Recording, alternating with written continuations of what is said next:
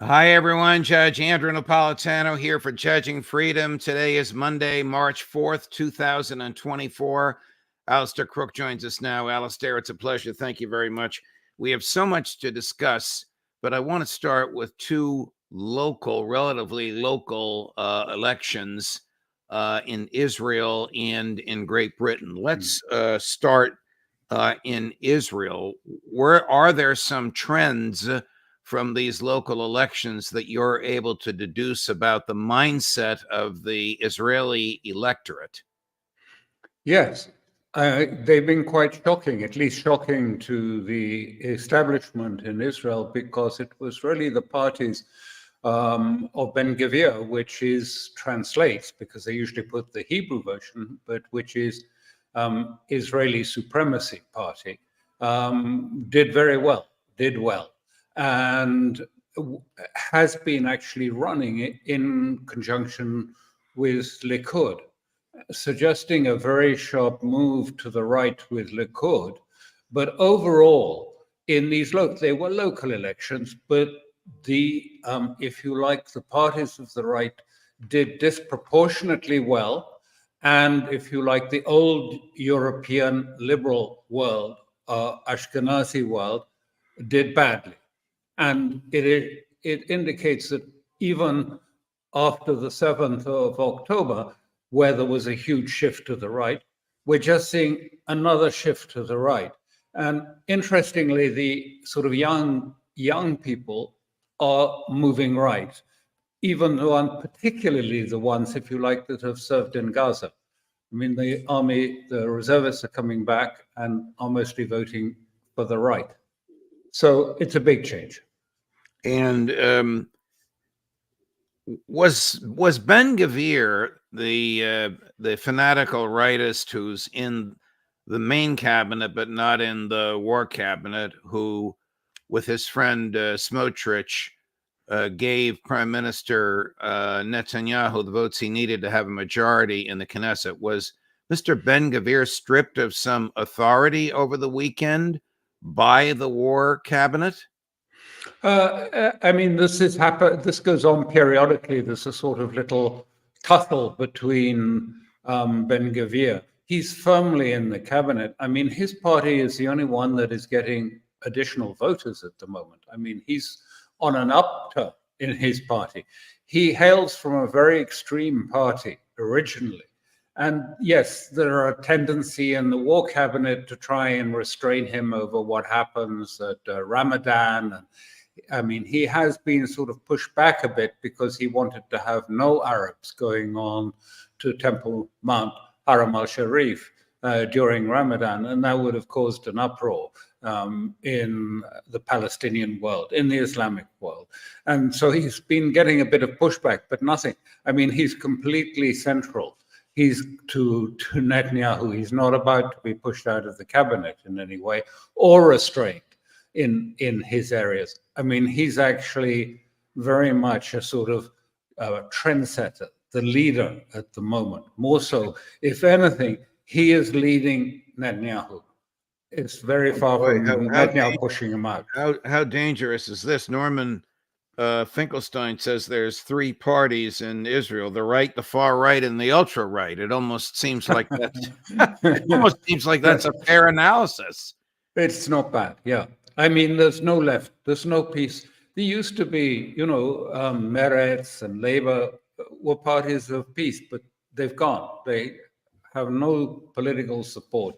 Overwhelmingly, the Israeli support is behind, whether you call them Likud or the right or far right or whatever. The labels don't matter, but Israel has moved to the right. There's no doubt about that. And it's wishful thinking that goes on in America and in Europe. They still dream of the sort of Israel they used to know in the kibbutzim, and they would go, some of them, the head of the European Union, Barel, worked in a kibbutz as a young man, and he married a kibbutz girl, a girl from who was either working or part of the kibbutz. And so they have this romantic view of sort of liberal, Europeanized Israel. And it's changed totally in this time. And as I said, it changed enormously when suddenly we had the Mitzrayim These are the sort of outcast members of society. These are the Jews that come from North Africa, from the Middle East, and have always been the poor class, rather like you had in South Africa with some of the Afrikaner elements in society. And then they took power, and they are radical, and they have a plan. And it's a plan which doesn't work very well for Mr. Biden or for the European Union. But it looks to me as if Netanyahu is not going to get pushback from Washington. He's got 8 months, in other words, to do what he plans to do before anything is likely to come down on him. This next period, there won't be, I don't think, any real pushback possible from Washington. We don't see it. I mean, Kamala Harris can stand up and say, ceasefire now, please, but everyone ignores it in Israel. So it's not as we speak, Benny Gantz, the former general, the former chief of the IDF, and at least before October 7, Prime Minister Netanyahu's staunch adversary, is in the U.S., much to the consternation of Netanyahu and the war cabinet. What is that all about? We don't know exactly. I've seen different reports. I mean, Netanyahu is furious because he broke all the rules, just to be clear. I mean, you're supposed to tell a prime minister, as a minister, when you go off on a foreign trip to see and talk to other leaders, particularly in Washington and London, which are his two ports of call. So he didn't tell anyone until it was all fixed up. And then he just told Netanyahu, I'm going. And Netanyahu rather tartly said to him, just remember this, there's only one prime minister in Israel at a time. And so it's seen as an attempt. I think actually what it's going to do is actually very much aggravate the relations between Israel and the United States in this period, particularly the White House, because they've invited him there. And clearly they're trying to groom him as a sort of opposition figure for Netanyahu. But realistically, does he have the power to do that, to take it on? He's usually come across as quite a weak personality. He's not been very strong personality. And in cabinet, he's gone along with everything that the right wanted. I mean, he there've been minor complaints, but he hasn't, there's been no great division. Right. Now, the other story, and I don't know if it's true, but the other story I was just told that actually one of the reasons he went there is because Israel is running short on smart bombs, and they want a resupply of logistics before Ramadan. So I don't know, but I mean, it certainly will have put the cabinet on edge that he's gone off there at the invitation of the White House to, if you like, be played against the cabinet. It doesn't play well in Israel. It doesn't, not at a time of war, if you like. It doesn't play very well when the cabinet is being sort of played by foreign powers. Here's Vice President Harris. This is either yesterday or the day before. Cut number 5, Chris. People in Gaza are starving. The conditions are inhumane. And our common humanity compels us to act. As President Joe Biden said on Friday, the United States is committed to urgently get more life-saving assistance to innocent Palestinians in need. Yesterday, the Department of Defense carried out its first airdrop of humanitarian assistance, and the United States will continue these airdrops. And we will work on a new route by sea to deliver aid. And the Israeli government must do more to significantly increase the flow of aid. No excuses. I will repeat, the threat of Hamas poses to the people of Israel must be eliminated. And given the immense scale of suffering in Gaza, there must be an immediate ceasefire. for at least the next 6 weeks, which is what is currently on the table. I don't know if it's personality or political background or what, but nobody really takes her seriously and is moved by what she says. And the whole argument, we'll give you smart bombs with which to slaughter innocents, but those few that manage to survive the slaughter, please let us in there to give them humanitarian assistance. This is incomprehensible that those two views could come out of the same administration. There were two other electoral events that I wanted to ask you about.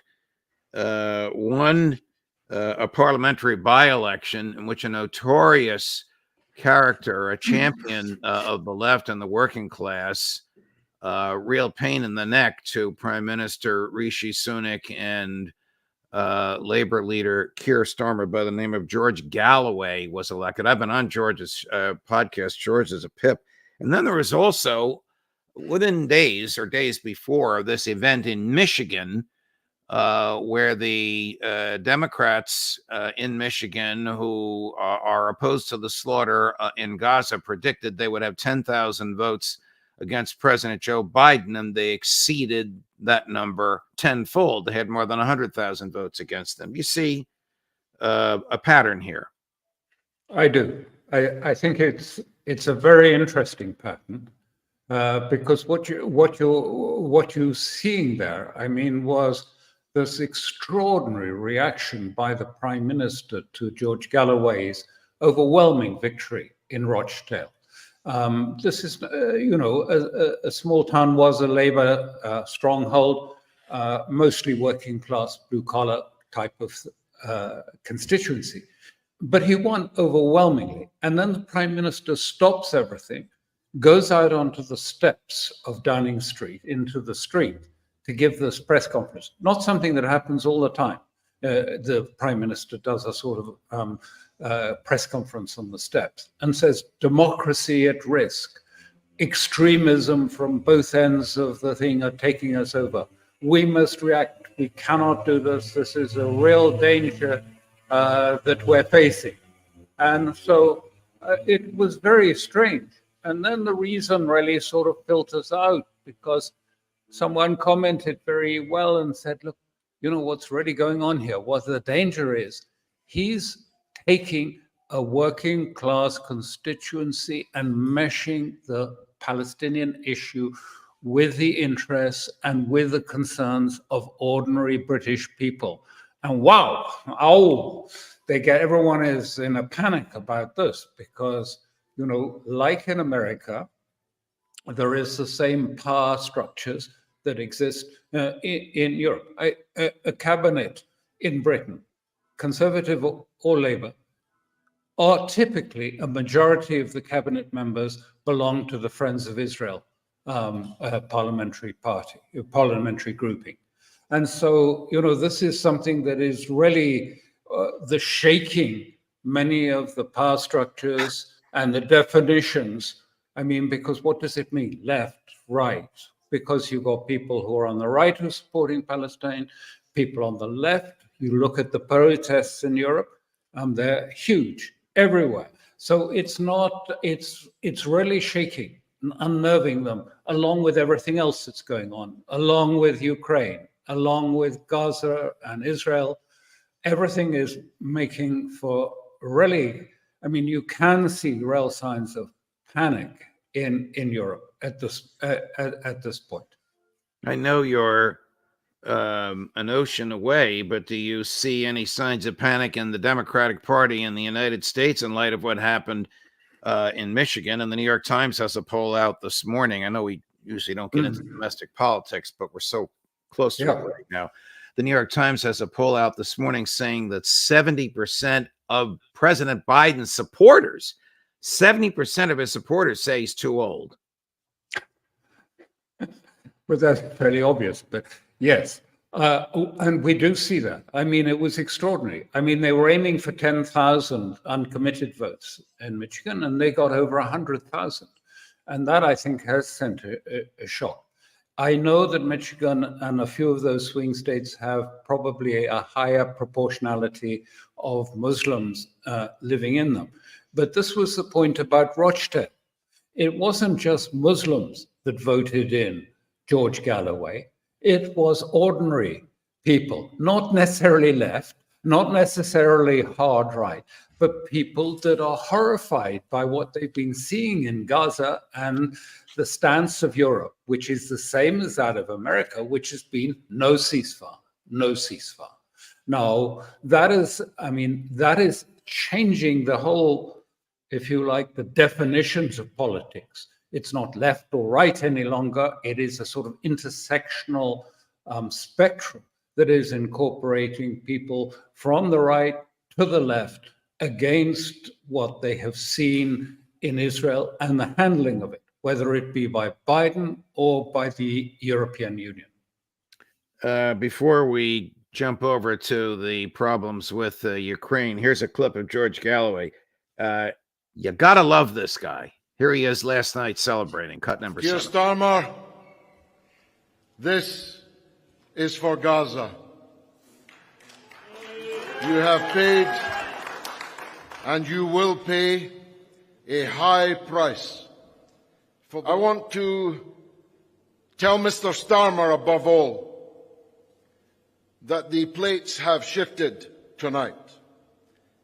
And as Jacob Rees-Mogg just said on television, in talking of me as a parliamentary orator of note, that Keir Starmer's problems just got 100 times more serious. Labour is on notice that they have lost the confidence of millions of their voters who loyally and traditionally voted for them generation after generation. Keir Starmer and Rishi Sunak are two cheeks of the same backside, and they both got well and truly spanked tonight here in Rochdale. But that is classic George Galloway, the last line. Yeah, absolutely. I mean, he has a way with language. There's no doubt about that. By the way, before we leave, if you like, Gaza, Israel, and move on to your next topic, I just want to say to you that overnight something is going on. I don't know exactly what it means, but about just before midnight, European time, Sunday night, there was an attempt by the Golani Brigade to infiltrate into Lebanon by their soldiers, and Hezbollah stopped it, attacking them with a large explosive device and with artillery, causing casualties, and I don't know whether deaths were involved or not. And then half an hour later, there was another attempt at infiltration near another settlement, Margalian, into Lebanon. That was also stopped by Hezbollah. And this morning, there has been a further attempt of an intrusion into Lebanon. I don't know if it's Golani's or another group, but again, that has been stopped. So the armor is ready in Lebanon. These are probably just probing measures. And it's not a full-scale invasion or anything like this. And I think perhaps these troops were sent there to sort of test Hezbollah's reactions and to test their defenses more than to achieve some particular military objective. But, you know, it's a signal. This was the IDF. These are not settler militias you're talking about. Golani is one of the most elite of the brigades. This is the elite unit, sort of not quite special forces, well, effectively a special forces of the Israeli army. Absolutely. All of these were Israeli army incursions or attempted incursions, because I don't think they actually got into Lebanon, but they were stopped at the border of Lebanon, if you like, by Hezbollah. So something is happening, I don't know what, and I think perhaps it's just a probing exercise. Doesn't mean it's going to start tomorrow or anything like that. But we're on course for this, there's no doubt. Over the weekend, did French President Macron yet again hint or suggest that French special forces should be or already are on the ground in Ukraine? Well, it was actually the German Chancellor that made it explicit. And he said, yes, that there are French forces. I mean, we're talking here about uniform. I mean, they may not be in uniform, but there are official French forces and there are official British forces. And it was clear also from the telephone conversation between various German generals that the British and the French have teams on the ground that are preparing the missile attacks and helping with the targeting of these long-range missiles that are firing into Crimea, into Russia, and to helping with the choice of target and with the targeting process, because they're quite complicated. And this happened at this meeting at the Elysee. It started all coming out when Macron came up with this crazy plan, which is, I think we've discussed before about tripwires. Tripwire is where you put a vulnerable military group, which isn't capable of defending itself, like a sort of tethered goat out there, saying, if you hit the goat or if you kill the goat, then all America's might is going to come down on you. So this is a tripwire idea. And Macron's thought was that Europe would put scatter some tripwires of NATO troops across Ukraine, and that would be a sort of strategic deterrence to Russia. Russia would feel sort of hemmed in by these pockets of NATO troops. They wouldn't be there to defeat Russia, just they would be the tripwires around which he'd have to maneuver, like a sort of radar position. He'd have to maneuver to take forward the action. And everyone at the meeting went nuts and said, you know, what the hell do you think you're doing? This is a conveyor belt to World War III if you do this, because Russia is not going to just roll over and accept this, that they can put in little groups of NATO troops and that they are invulnerable and that they won't be touched. Of course, they will attack them. And then we will be on the pathway to a real NATO-Russian confrontation. So everyone said, you know, to him, "Go crazy."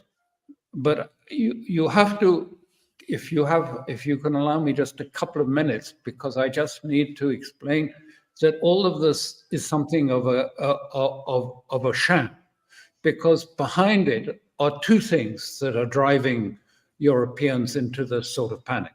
Of course, there's a real panic in Europe because they're over-invested in Ukraine and in Zelensky, and they can see it all crumbling and they have no solution. So there's real panic in that sense, panic about NATO. But what is behind what is going on is two things. One is that when the European Union was founded, there was a tacit agreement.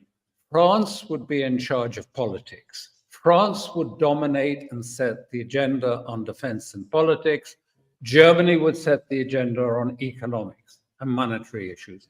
And now Germany is taking the lead on Ukraine, because Germany, now with Poland in tow, has moved itself right into the arms of the United States, into Washington, as a new military axis, which is opposed to the sort of Gaullist ideas of Macron, which are simply, about European sovereignty and autonomy. And he's said, oh no, we want to be as close as possible to Biden and to that arm of NATO, and we want to be Washington's NATO arm in Europe. And the French don't like that. And then there's a second thing, because you've probably seen all these extraordinary stories about how Russia's going to attack Sweden, how it's going to attack Finland and everything. It's nothing to do with that. the Europeans know that Russia has got no plans. Just to be clear, Putin has never suggested that he had any ambitions of that sort at all. There's no evidence for it. What is going on, and it's behind the scenes, is a scam that Europe doesn't have money. It hasn't got a treasury. It's like America used to be years ago, with each state, issuing bonds and raising money for itself. That was long ago, before you had a Federal Reserve and Treasury bonds. That's what Europe is like now. There is no own money that belongs to the Commission or European Union. The states raise money with sovereign bonds around it, and then they give that money, according to a formula, to the European Union. But the European Union is not a sovereign state. It can't raise money by bonds. It has no taxation prerogative. It only taxes through the sovereign states, the member states only. So all you've been hearing about defense, we need a new defense, we've got this great danger coming from Russia, it's so alarming, we've got to build up our defenses, is all about what they want to do is to go and say to Europe, now we've got to have war bonds. It's already been raised. We need war bonds to finance our new industrial projects. And that means also that the European Union wants to tax us. So tax me as an Italian, but also as a resident in Italy, but also then to tax us from Brussels as well. Not very popular. And this is why we're getting all this fear and scare stories about Russia, because they did issue bonds during the pandemic, but they were issued by the sovereign states, the member states individually. And what happened? They collapsed. They stand at 60% of 100. So they've lost all this money. And Europe has a real problem. It is underwater in its banks, in its central banks of Europe, because they are full of sovereign bonds that are deeply underwater. That is, they're far less valuable than they appear on their books. Got it. It's a real crisis that Europe is in. So let's make everybody frightened about the Russians, and then we'll say war bonds. Right. War bonds, won't you? Right. When all else fails, they take you to war. Before we finish for today, and you have an enormous audience watching you now, Alastair, it's a credit to you and your extraordinary knowledge of these things. In your mention of French and German troops on the ground in Ukraine, whether out of uniform or in uniform, I did not hear any reference to American troops. It would seem to me inconceivable that the French and Germans were there and the Americans are not. The Americans are certainly there, but the key part of it is the technicians from CIA. The main effort, the main asset, the only reason that Ukraine has got as far as it has, even if that is now sort of going backwards, is because of this huge intelligence network that was described a little bit in that New York Times piece of these rows of technicians manning the radar, the intelligence, the intercept, the electronic, the planes overhead, the satellites. All of this is what really has made it possible for Ukraine to do what it is doing. Is there any question in your mind but that NATO, US, French, German, is waging war on Russia? They're clearly doing that because what they're doing is an act of war. They are targeting, it's not just Crimea, which some European states is not Russia, but I mean, like they have been targeting into what has been Russia before 91, all historic Russia, and Europeans have been facilitating that and providing the support for targeting and for this elaborate. It would have never been possible without the support, because what they do is they manage to send the missiles to do a sort of slalom race through the radar, Russian radar. They track all the Russian radars for the Ukrainians and then do a little slalom course so that the Ukrainian missile, which they've set up anyway, if it's the Storm Shadow or if it were a Taurus or something they've set up, can do a little slalom around the radars and land into Moscow or into St. Petersburg or whatever the target is. So, of course, it is. And really, I mean, quite strikingly, after this happened and the description that seemed to appear about Britain directly in being involved in the attack that brought down the Aleutian 56 with the prisoners on board, they've suddenly given absolute immunity from prosecution to all the troops. Well, I don't know how this ends, but I'm deeply grateful, as is our very large and gratifying audience, very appreciative for all your time and efforts. And of course, we'll be seeing each other soon. Thank you, Alastair. Look forward to it very much. Of course. Coming up at the top of the hour, which is 9 o'clock in the morning Eastern, here in the eastern East Coast of the United States, Larry Johnson, Judge Napolitano for Judging Freedom.